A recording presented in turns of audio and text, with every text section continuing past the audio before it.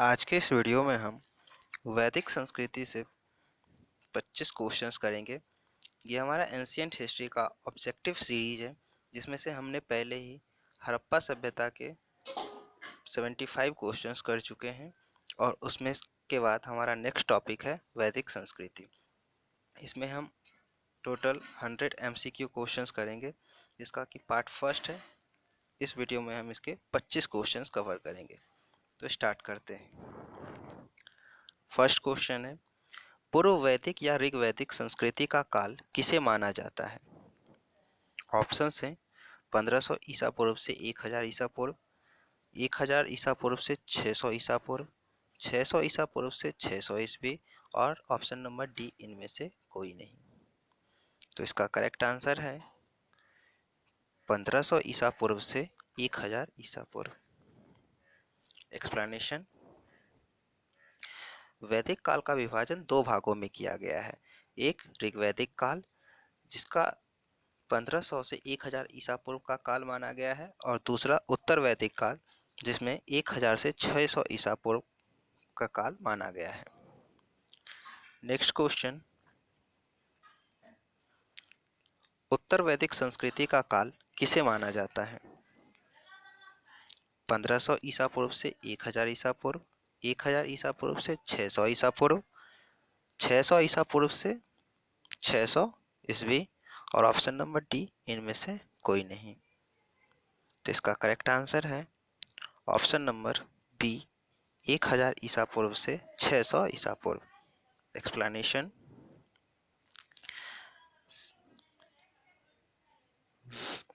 उत्तर वैदिक काल 1000 से 600 ईसा पूर्व में किया गया है। नेक्स्ट क्वेश्चन है क्वेश्चन नंबर 3, आर्य शब्द का शाब्दिक अर्थ क्या है? ऑप्शन ए वीर या योद्धा, श्रेष्ठ या कुलीन, यज्ञकर्ता या पुरोहित और ऑप्शन नंबर डी विद्वान। तो इसका करेक्ट आंसर है ऑप्शन नंबर बी, श्रेष्ठ या कुलीन। आपको जितने आंसर पता है उसको क्वेश्चन के साथ कमेंट बॉक्स में मेंशन करें। इसका एक्सप्लेनेशन देखते हैं। आर्य शब्द का शाब्दिक अर्थ श्रेष्ठ या कुलीन है। आर्य शब्द अर् धातु से बना है, जिसका अर्थ है संस्कार द्वारा श्रेष्ठता स्थापित कर लिया हो। मैक्स मुलर ने आर्यों का भारत आना मध्य एशिया से माना है। आर्यों द्वारा निर्मित सभ्यता वैदिक सभ्यता कहलाई। आर्यों की भाषा संस्कृत थी। आर्यों का समाज पितृ प्रधान समाज था। नेक्स्ट क्वेश्चन, क्वेश्चन नंबर 4, प्रारंभिक कार्यों के बारे में निम्न कथन में से कौन सा सही नहीं है? प्रारंभिक कार्यों के बारे में निम्न कथन में से कौन सा कथन सही नहीं है? ऑप्शन ए, आर्य संस्कृत बोलने वाले थे, वह घुड़सवारी किया करते थे, वह कई झुंडों में भारत पहुंचे, वह मुख्यतः नगरों में निवास करते थे। तो ऊपर दिया गया तीनों कथन बिल्कुल सही है। वो झुंड में आए थे, घुड़सवारी किया करते थे और वह संस्कृत बोलते थे। लेकिन आर्य का जो ये वैदिक सभ्यता था, यह नगरीय सभ्यता नहीं थी। हड़प्पा सभ्यता नगरीय सभ्यता थी और ये ग्रामीण सभ्यता थी। एक्सप्लेनेशन, आर्यों द्वारा विकसित सभ्यता ग्रामीण सभ्यता थी। आर्यों की भाषा संस्कृत थी। आर्यों के प्रशासनिक इकाई आरोही क्रम से इन 5 भागों में बांटा था: कुल, ग्राम, विश्व, जन और राष्ट्र। नेक्स्ट क्वेश्चन, क्वेश्चन नंबर 5, इनमें से किस फसल का ज्ञान वैदिक काल के लोगों को नहीं था? ऑप्शन ए जौ, गेहूं, चावल, तंबाकू। इसका करेक्ट आंसर है ऑप्शन नंबर डी तंबाकू। तंबाकू फसल का ज्ञान वैदिक काल के लोगों को नहीं था। पर्वतीय वैदिक साहित्यों में अनाज जैसे गेहूं, चावल की चर्चा की गई है, लेकिन तंबाकू की चर्चा कहीं भी नहीं की गई है। क्वेश्चन नंबर 6, उत्तर वैदिक काल के वेद विरोधी और ब्राह्मण विरोधी धार्मिक अध्यापकों को जाना जाता था किस नाम से? ऑप्शन ए यजमान, बी श्रवण, सी अथर्वण, ऑप्शन नंबर डी इनमें से कोई नहीं। तो इसका करेक्ट आंसर है ऑप्शन नंबर बी श्रवण। नेक्स्ट क्वेश्चन, वैदिक गणित का महत्वपूर्ण अंग है? ए शतपथ ब्राह्मण, बी अथर्ववेद, सी सुलभ सूत्र, डी छांदोग्य उपनिषद। तो वैदिक गणित का महत्वपूर्ण अंग है सुलभ सूत्र। एक्सप्लेनेशन, सुलभ सूत्र या शुल्ब सूत्र संस्कृत के सूत्र ग्रंथ हैं जो शास्त्रों कर्मों से संबंधित हैं। अपने नाम के अनुसार सुलभ सूत्र में यज्ञ विधियों को नापना, उनके लिए स्थान का चुनना तथा उनके निर्माण आदि विषयों का विस्तृत वर्णन है। ये भारतीय ज्यामिति के प्राचीनतम ग्रंथ हैं। नेक्स्ट क्वेश्चन, क्वेश्चन नंबर 8, किस वेद में प्राचीन वैदिक युग की संस्कृति के बारे में सूचना दी गई है? Option A Rigveda, B Yajurveda, C Atharvaveda, D Samaveda. तो इसका करेक्ट आंसर है option number A Rigveda. Rigveda में प्राचीन वैदिक युग की संस्कृति के बारे में बतलाया गया है। ऋग्वेद को इतिहासकार हिंदू यूरोपीय भाषा परिवार की अभी तक की उपलब्ध पहली रचनाओं में से एक मानते हैं। यह संसार के उन सर्वप्रथम ग्रंथों में से एक है जिसकी किसी रूप से मान्यता आज तक समाज में बनी हुई है। यह एक प्रमुख हिंदू धर्म ग्रंथ भी है। नेक्स्ट क्वेश्चन, क्वेश्चन नंबर 9, निम्नलिखित में से उत्तर वैदिक काल में लिखे गए ग्रंथों का सही क्रम कौन सा है? इसमें से आपको ऑप्शन देख के बताना है कि ये सही क्रम कौन सा है।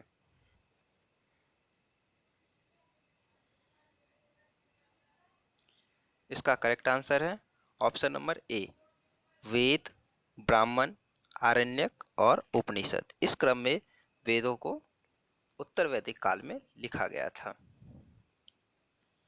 एक्सप्लेनेशन, वैदिक साहित्य से तात्पर्य है उस विलुप्त साहित्य से जिसमें वेद, ब्राह्मण, आरण्यक एवं उपनिषद शामिल है। वर्तमान समय में वैदिक साहित्य ही हिंदू के प्राचीनतम स्वरूप पर प्रकाश डालने वाला तथा विश्व का प्राचीनतम स्रोत है। रचना के अनुसार प्रत्येक शाखा की वैदिक शब्द राशि के 4 भाग हैं। वेद के मुख्य मंत्र भाग को संहिता कहते हैं। संहिता के अलावा हरेक टीका अथवा भाष्य के 3 स्तर होते हैं। कुल मिलाकर ये हैं संहिता, जिसे मंत्र भाग कहा जाता है, मंत्रों के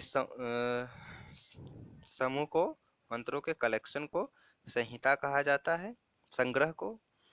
ब्राह्मण ग्रंथ गद में कर्मकांड की विवेचना, आरण्यक कर्मकांड के पीछे उद्देश्य की विवेचना, उपनिषद परमेश्वर परमात्मा ब्रह्म और आत्मा के स्वभाव और संबंध का बहुत ही दार्शनिक और ज्ञानपूर्वक वर्णन है।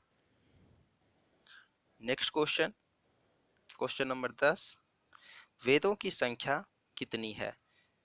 तो बहुत सारे लोगों को लगभग पता ही होगा कि हमारे वेदों की संख्या 4 है। वो है ऋग्वेद, यजुर्वेद, सामवेद और अथर्ववेद। ऋग्वेद में मंत्रों का साक्ष्य मिलता है।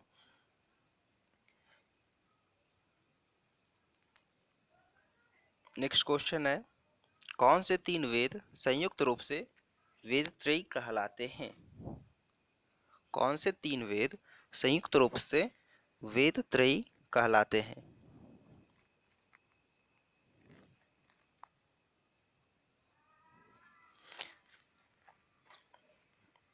इसका करेक्ट आंसर है option number A Yajurveda, Rigveda और Samaveda. Option number A. Explanation, Rigveda, Yajurveda और सामवेद त्रयी या वेद त्रयी कहलाते हैं, अर्थात ये वेद के 3 विभाग हैं। ऋग्वेद, यजुर्वेद और सामवेद यह त्रयी विद्या है। इसका भाव यह है कि ऋग्वेद पद संग्रह है, यजुर्वेद गद्य संग्रह है और सामवेद गान संग्रह है। इसमें गाई जा सकने वाली ऋचाओं का संग्रह सामवेद में है।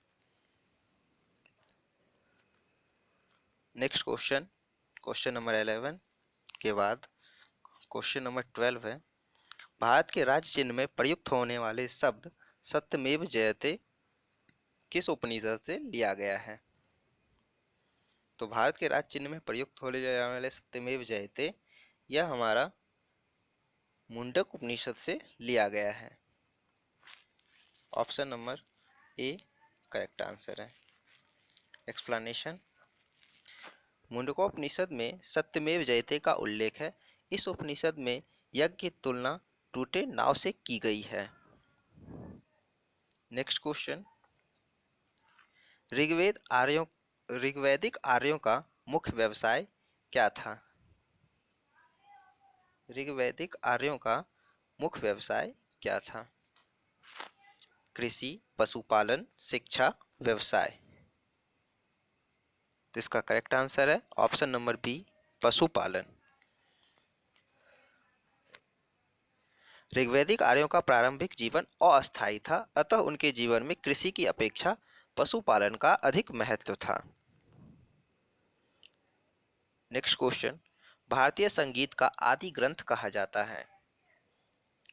Option number A Rigveda, B Upanishad, C Yajurveda और डी सामवेद। तो भारतीय संगीत का आदि ग्रंथ कहा जाता है सामवेद को। इसका करेक्ट आंसर है option number D Samaveda. Rigveda में मंत्रों के ऋचाओं का संग्रह है और यजुर्वेद में रोग, श्राप, मंत्र इस सब का उल्लेख किया गया है। नेक्स्ट क्वेश्चन है, प्रथम विधि निर्माता कौन है? तो प्रथम विधि निर्माता मनु थे, जिन्हें प्रथम पुरुष माना गया है। सनातन धर्म के अनुसार मनुष्य संसार के प्रथम पुरुष थे। प्रथम मनु का नाम स्वयंभू मनु था, जिसके संग प्रथम स्त्री थी शतरूपा। नेक्स्ट क्वेश्चन है, कृष्ण भक्ति का प्रथम और प्रधान ग्रंथ है? ऑप्शन ए महाभारत, श्रीमद्भागवत गीता, गीत गोविंद और इनमें से कोई नहीं। तो इसका करेक्ट आंसर है श्रीमद्भागवत गीता, जो कृष्ण भक्ति का प्रथम और अभी तक का सबसे प्रधान ग्रंथ है। एक्सप्लेनेशन, श्रीमद्भागवत गीता के श्लोकों में मनुष्य जीवन की हर समस्या का हल छिपा हुआ है और यह कृष्ण भक्ति का प्रथम और प्रधान ग्रंथ है। Next question, question number 17, Rigveda में संपत्ति का प्रमुख रूप क्या है? ऑप्शन ए गोधन, बी भूमि, सी ए और बी दोनों और डी इनमें से कोई नहीं। इसका करेक्ट आंसर है ऑप्शन नंबर ए गोधन। ऋग्वेद में गौ को सबसे उच्च दर्जा दिया गया है पशुओं में और इनकी लोग पूजा किया करते थे और संपत्ति का सबसे प्रमुख रूप गोधन को ही माना गया था। एक्सप्लेनेशन, ऋग्वेद में संपत्ति का प्रमुख रूप पशुधन, विशेष गज, गौ, घोड़ा, हाथी और अचल संपत्ति, आश्रम, खेत आदि था। Next question, question number 18, Rigveda के किस मंडल में शूद्र का उल्लेख पहली बार मिलता है? ऑप्शन ए 7वें मंडल में, बी 8वें मंडल में, सी 9वें मंडल में और डी 10वें मंडल में। तो इसका करेक्ट आंसर है ऑप्शन नंबर डी 10वें मंडल में शूद्र का उल्लेख पहली बार मिलता है। ऋग्वेद के 10वें मंडल में वर्णित पुरुष सूक्त में 4 वर्णों की उत्पत्ति का वर्णन मिलता है। इसमें कहा गया है कि ब्राह्मण विराट पुरुष के मुख से, क्षत्रिय उसकी भुजाओं से, वैश्य उसकी जंघाओं एवं शूद्र उसके पैरों से उत्पन्न हुआ है। अन्य महत्वपूर्ण तथ्य से जुड़ा हुआ। नियोग प्रथा से उत्पन्न संतान क्षेत्रज कहलाती थी। जो कन्याएं जीवन भर कुंवारी रहती थी उन्हें अमाजू कहा जाता था। ये नोट करने का पॉइंट है, इसे ध्यान रखिएगा। नेक्स्ट क्वेश्चन, पुराणों की संख्या कितनी है? ऑप्शन ए 18, बी 19, सी 21, सी 20 और ऑप्शन नंबर डी 21। तो इसका करेक्ट आंसर है ऑप्शन नंबर ए 18। कुल 18 पुराण हैं। पुराण को हिंदू धर्म से संबंधित आख्यान ग्रंथ है जिसमें संसार, ऋषि, राजाओं से वृतांत आदि है। ये वैदिक काल में बहुत समय बाद के ग्रंथ हैं जो स्मृति विभागों में आते हैं। एक्सप्लेनेशन देखते हैं।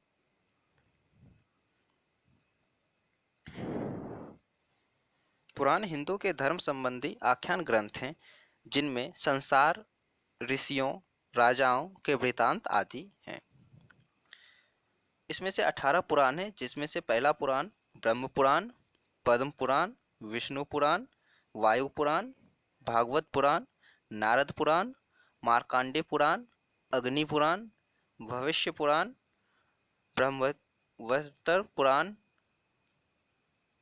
लिंग पुराण, वाड़ा पुराण, स्कंद पुराण, वामन पुराण, कर्म पुराण, मत्स्य पुराण, गरुड़ पुराण और आखिरी है ब्राह्मण पुराण। नेक्स्ट क्वेश्चन, क्वेश्चन नंबर 20, वैदिक धर्म का मुख्य लक्षण इनमें से किसकी उपासना था? ऑप्शन ए प्रकृति, बी पशुपति, सी देवी माता और डी त्रिमूर्ति। तो इसका करेक्ट आंसर है ऑप्शन नंबर ए प्रकृति। वैदिक धर्म में प्रकृति की बहुत अधिक पूजा की जाती थी, इसमें से इंद्र की पूजा वर्षा के लिए, अग्निदेव की पूजा, वायु की पूजा, पवन देव, इन सब का पूजा किया जाता था, जिससे कि प्रमाण पता चलता है कि उस समय प्रकृति की पूजा बहुत अधिक की जाती थी, जो भी आज के समय में भी किया जाता है। इसका एक्सप्लेनेशन है, वैदिक धर्म का मुख्य लक्षण प्रकृति की उपासना थी। आर्यों ने प्रकृति की रहस्यमय शक्तियों से प्रभावित होकर उन्हें दिव्य स्वरूप प्रदान किया तथा इन शक्तियों की देवताओं के रूप में स्तुति की। कहीं कहीं देवताओं का नाम वाही है जो उस प्रकृति क्रिया का है जिसका कि वह देवता प्रतिनिधित्व करता है। नेक्स्ट क्वेश्चन है क्वेश्चन नंबर 21, वैदिक धर्म किस देवता के लिए ऋग्वेद में पुरंदर शब्द का प्रयोग हुआ है? ऑप्शन ए इंद्र, बी अग्नि, सी वरुण और डी सोम। तो ऋग्वेद में इंद्र देवता के लिए पुरंदर शब्द का प्रयोग किया गया है। एक्सप्लेनेशन, इंद्र को युद्ध एवं वर्षा का देवता माना गया है और इंद्र के लिए ही पुरंदर शब्द का प्रयोग ऋग्वेद में किया गया है। नेक्स्ट क्वेश्चन, सुलभ सूत्र किस विषय से संबंधित पुस्तक है? ऑप्शन ए ज्यामिति, बी ज्योतिष, सी गणित और डी खगोल। तो सुलभ सूत्र संबंधित है ज्यामिति से। एक्सप्लेनेशन, सुलभ सूत्र या सोलह सूत्र संस्कृत के सूत्र ग्रंथ हैं जो स्रोत कर्मों से संबंधित हैं। अपने नाम के अनुसार सुलभ सूत्र में यज्ञ वेदियों को नापना, उनके लिए स्थान चुनना तथा उनके निर्माण आदि विषयों की विस्तृत वर्णन है। यह भारतीय ज्यामिति के प्राचीनतम ग्रंथ हैं। नेक्स्ट क्वेश्चन, क्वेश्चन नंबर 23, अस्तोमा सदगमय कहाँ से लिया गया है? ये बहुत ही इंपॉर्टेंट क्वेश्चन है, कई बार एग्जाम में पूछा गया है। अस्तोमा सदगमय यह लिया गया है ऋग्वेद से। अस्तोमा सदगमय ऋग्वेद से लिया गया है। इसका करेक्ट आंसर है ऑप्शन नंबर ए। एक्सप्लेनेशन, अस्तोमा सदगमय ऋग्वेद से लिया गया है जिसका मूल प्रकार है ओम अस्तोमा सदगमय, तमसोमा ज्योतिर्गमय, मृत्योर्मा मृतंगमय, ओम शांति शांति शांति और यह लिया गया है बृहदारण्यकोपनिषद से। नेक्स्ट क्वेश्चन है, आर्य भारत में बाहर से आए और सर्वप्रथम कहाँ बसे थे? वो जगह बताना है जब आर्य पहली बार भारत में आए और वह किस जगह बसे थे। तो इसका करेक्ट आंसर है ऑप्शन नंबर सी, पंजाब में। आर्य सर्वप्रथम पंजाब एवं अफगानिस्तान में बसे। मैक्स मूलर ने आर्यों का मूल निवास स्थान मध्य एशिया को माना है। आर्यों द्वारा निर्मित सभ्यता को वैदिक सभ्यता कहा जाता है और वह जब भारत पहली बार आए थे तो पंजाब प्रांत में बसे थे। नेक्स्ट क्वेश्चन है क्वेश्चन नंबर 25 और यह आखिरी क्वेश्चन है और यह क्वेश्चन भी काफ़ी ज़्यादा इम्पोर्टेंट है। इसमें से बताना है कि ऋग्वेद के मंत्रों को उच्चारण करने वाले को क्या कहते थे, यजुर्वेद के मंत्रों को उच्चारण करने वाले को क्या कहते हैं और सामवेद के मंत्रों को उच्चारण करने वाले को क्या कहा जाता है और साथ ही अथर्ववेद के मंत्रों को उच्चारण करने वाले को क्या कहा जाता है। मेल करना है इसमें।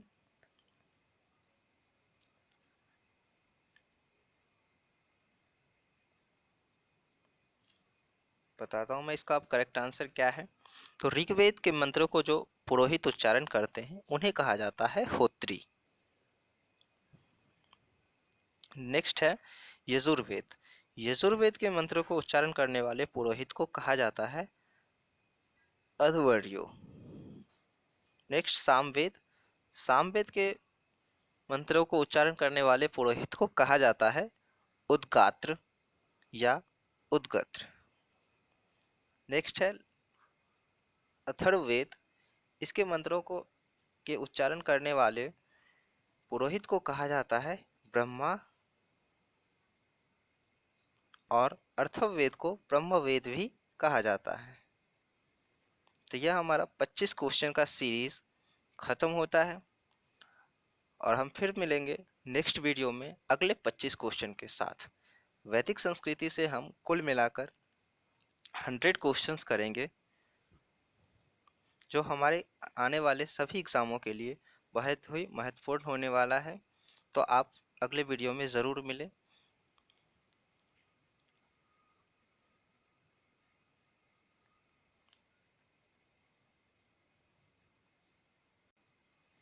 और भी पिछले चैप्टर के लिए आप हमारा प्लेलिस्ट चेक कर सकते हैं। हमने प्लेलिस्ट बना रखा है ऑब्जेक्टिव क्वेश्चन का और अलग से सब्जेक्टिव क्वेश्चंस का, तो वहाँ से आप सारे चैप्टर्स का क्वेश्चंस चेक कर सकते हैं। धन्यवाद।